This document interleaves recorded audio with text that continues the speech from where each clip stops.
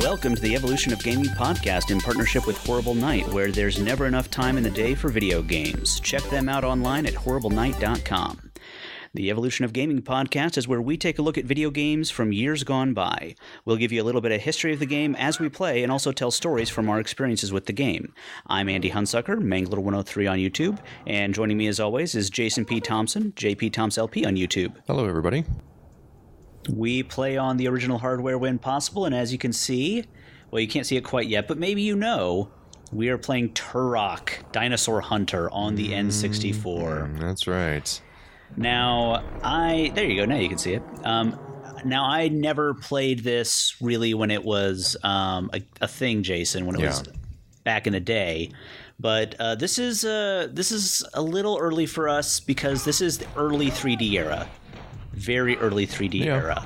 I'm playing on the original N64 controller, which I think we can agree is the worst controller of all time. By far one of them. Yes.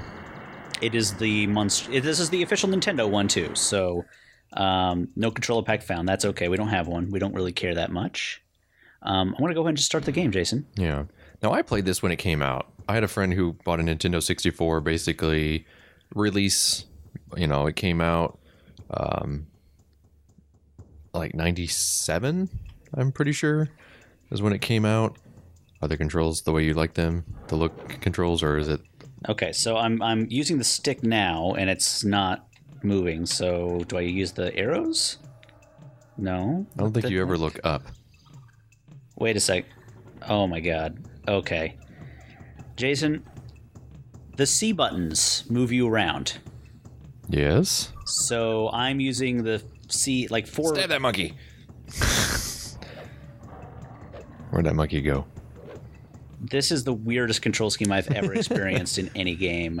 All right, so the stick moves us around, like looks us around, and it doesn't. You can look around, but then the 4 C buttons, the yellow buttons, there's up, down, left, and right. It's like a directional pad on the right side. That's what you use to move around. Sure. And then the trigger is, so far as I can tell, the only thing that makes any damn sense. That actually attacks. B changes weapons, I guess. Yeah. And A changes weapons in the other direction. Sure. Why not? Okay, and the R button, the right bumper jumps. This is bizarre. I've never experienced anything like this. This is baffling to me. We'll see how far I get. Oh, there's a guy. Yep.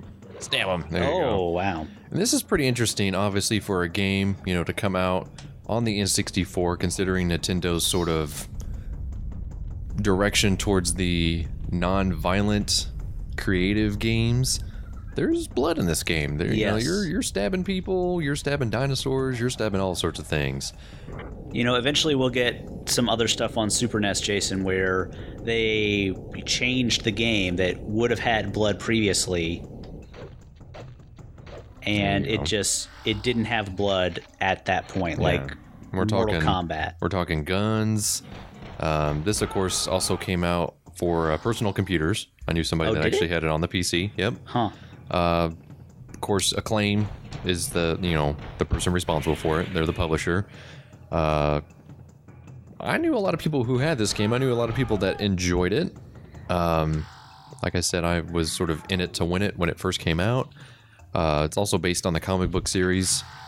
Basically, you play a Native American named Turok, who, of course, has to stop this guy from conquering the universe by getting this weapon. You're generic, taking over the world's story. This was an exclusive title for the Nintendo 64. Basically, there was a lot of other merchandise that came out with this. I know Acclaim stock went like through the roof in anticipation of the game, which was pretty interesting. I know that a lot of elements in the game had to be sort of cut out because it was too big for the cartridge. Yeah. So I know the PC version was a little bit better, just because obviously you get more on a computer than you could a cartridge. This was supposed to come out, I think, a year earlier. Okay. But because of all the issues, it got delayed, which is why everyone was like going crazy when it came out because so many people had been waiting for it. Yeah. I mean, it was. I mean, I wanted to say, most people enjoyed the game, and it was pretty,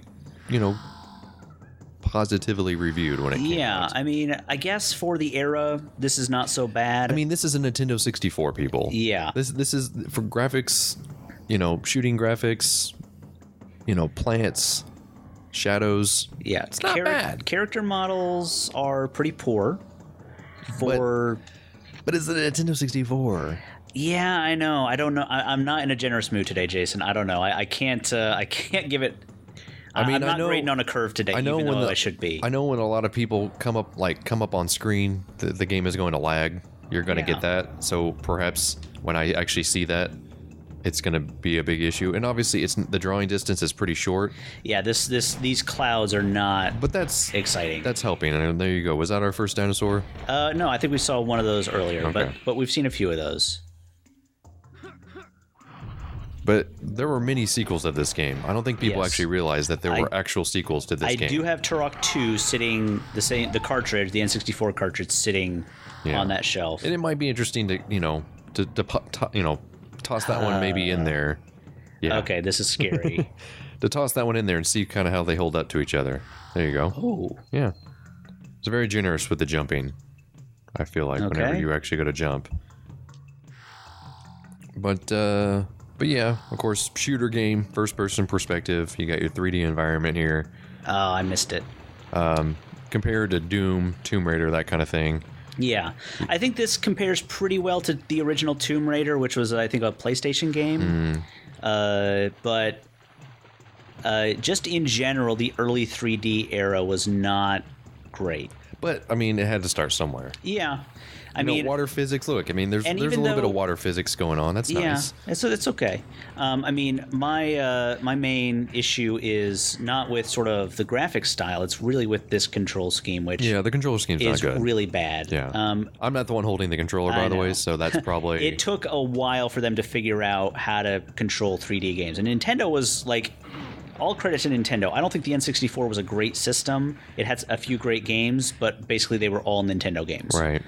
Because Nintendo was one of the first companies that really figured out how the hell do we control a character in a 3D environment with a controller. Mario 64 is a game that controls great. I keep missing that. And Zelda, Ocarina of Time, which we looked at a few weeks ago. Not officially on an N64, but that I seem to remember controlled pretty well. Oh my god, I'm losing it. Let's see here. Yeah, this is where this game is falling down for me. Like I could deal with the rest of it, but yeah, I cannot. I don't see how. I don't know what I'm doing wrong here. Maybe it's a thing where I need to just commit to it more. Hold the button all the way through. And turn?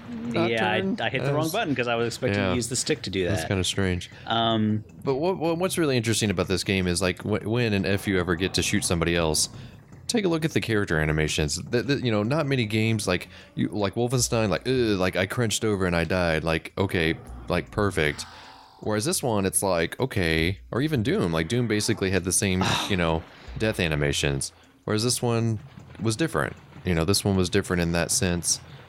Basically, the key to the game is that you're trying to get keys to unlock the level. So once you get enough keys, you can unlock the level, and you move on. Of course, many of the levels are jungles. Yep. So I'm going to spend the rest of my life in this little pit here, I think. But, I mean, so you talked a little bit about the issues with the cartridge format, Jason. Stuff wouldn't fit on the cartridge. That plagued the N64 era. In an era when you had the PlayStation 1 was disc-based and was able to put a lot bigger games on their cartridges, on their discs, and the Dreamcast as well came out at sort of the end of the N64 era and blew all those graphics out of the water. It really hurt the N64, especially on cross-platform games. Oh my god, I did it! Yeah. I'm the king. I'm the champ. Yeah, I mean, the N64 processing-wise had a lot going for it compared to personal computers. Not a lot of people's computers could do this kind of graphics. Yeah. But of course, it was the space limitations of the cartridge compared to someone, you know, installing more memory on their computer. Yeah, you gotta shoot that guy right in the face. Yeah. Okay, I just need to move now because I'm getting crushed. Oh, I'm in a bad place. Yeah, you're putting baby in a corner there. Oh, did I get him? Yeah, you got him. And it's just gonna unlock that. But of course, I mean, Nintendo was pretty supportive of the, Iguana, which is the developer, to do what they wanted to do to get the game, because essentially they talked about, I know, like making it like a side scroller, and they were like, no, we got this hardware that can do all this stuff, let's go ahead and back off of it. But yeah, like a lot of jumping puzzles, I mean, not the greatest. I mean, jumping puzzles in the early 3D era were a nightmare. They were always a nightmare, especially when you hadn't figured out the control scheme yet. Yeah. I mean... But of course, I mean, think about what the cartridge is. Yeah. Do you know what the space on the cartridge is, Andy? It's probably less than 100 megabytes. It's way less than that. It's 8. 8 megabytes. 8 megabytes? Yeah. Wow. That is nuts. Yeah, and of course, so compression is getting involved, so, you know, got to compress the soundtrack, you got to compress the graphics, you know, and you also got to get all the game mechanics in there. Yeah. And, I mean, real-time lighting effects.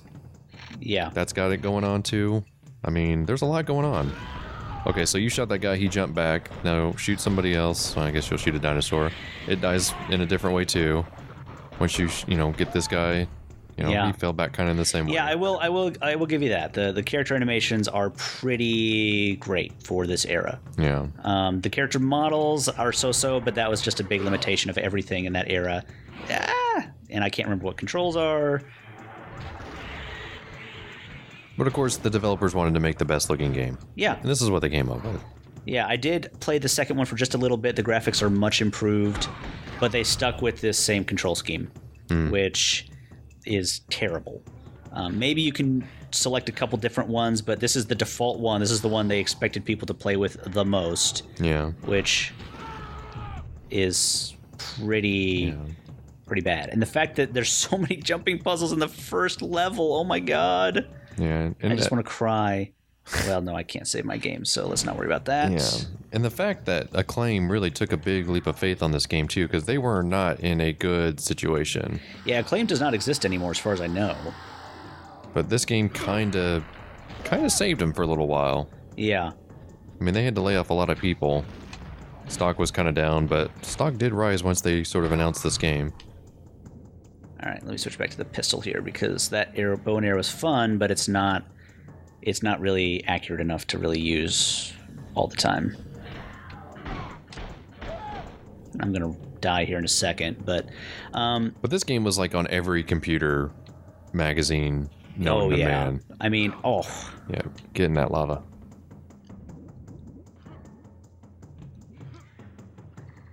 Of course. Yeah, this was like one of the big N64 games, because it was like one of the few non-Nintendo games that was like people liked. Mm-hmm. And it was pretty quick that they announced a sequel to this. Yeah. It didn't take very long. Because, I mean, the game came out, in 97.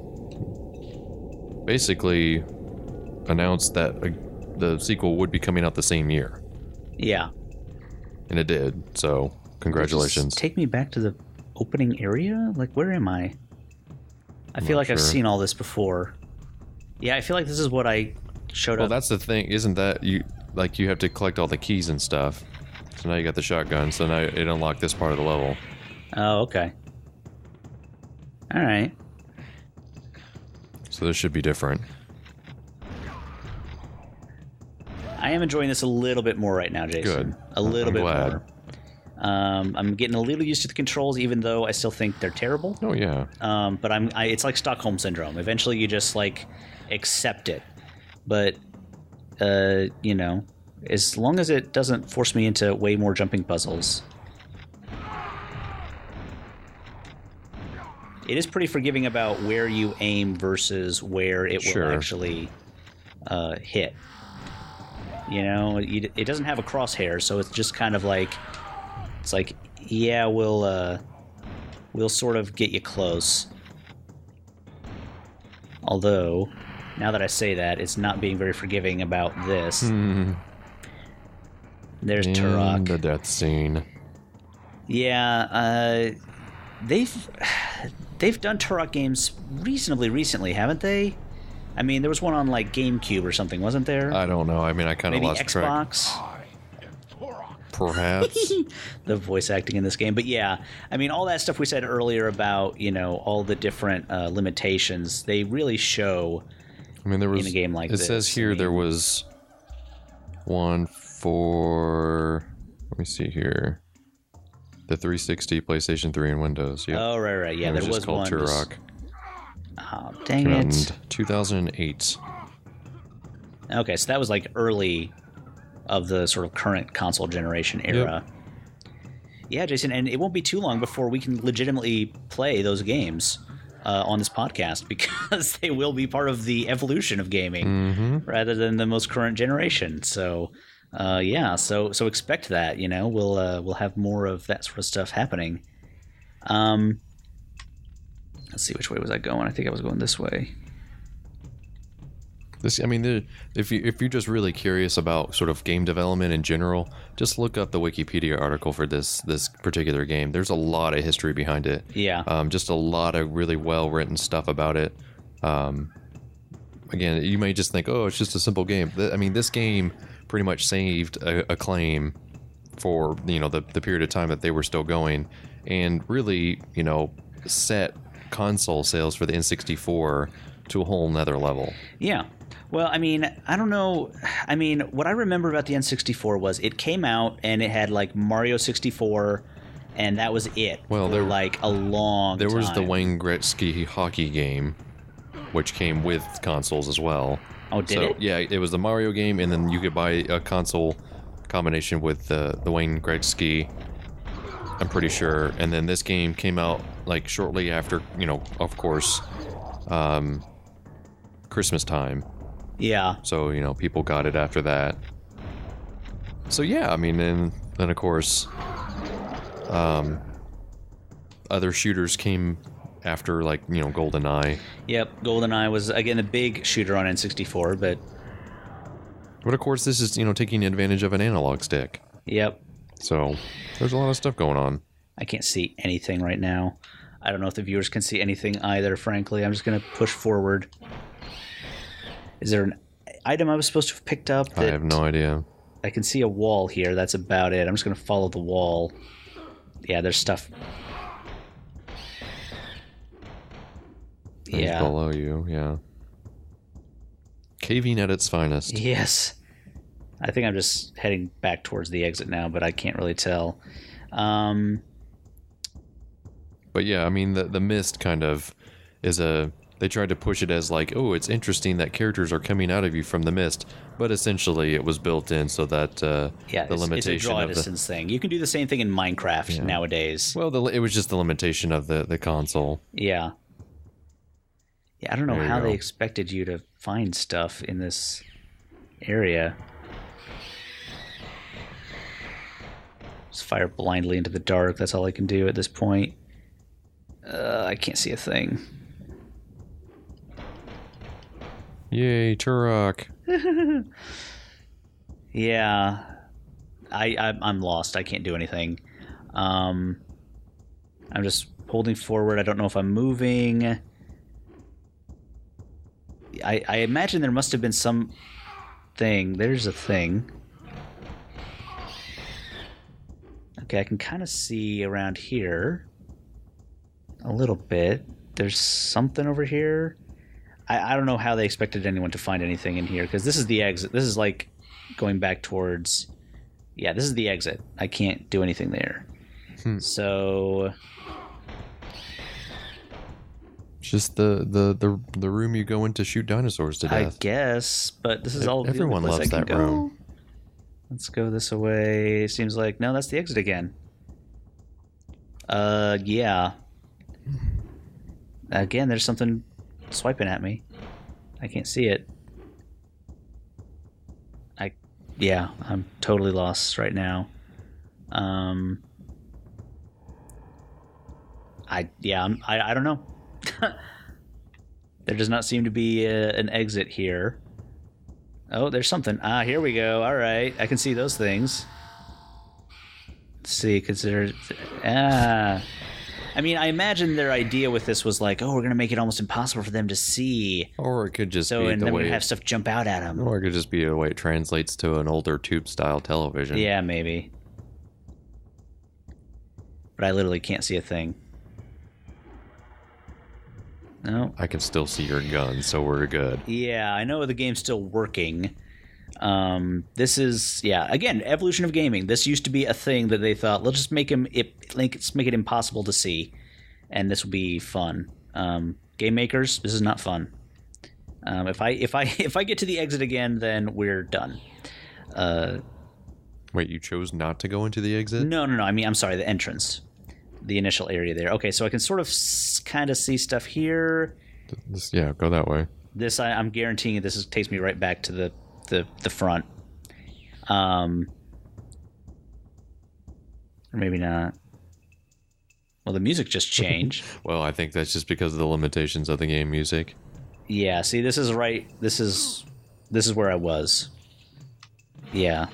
Maybe I wasn't supposed to go in there. I don't know.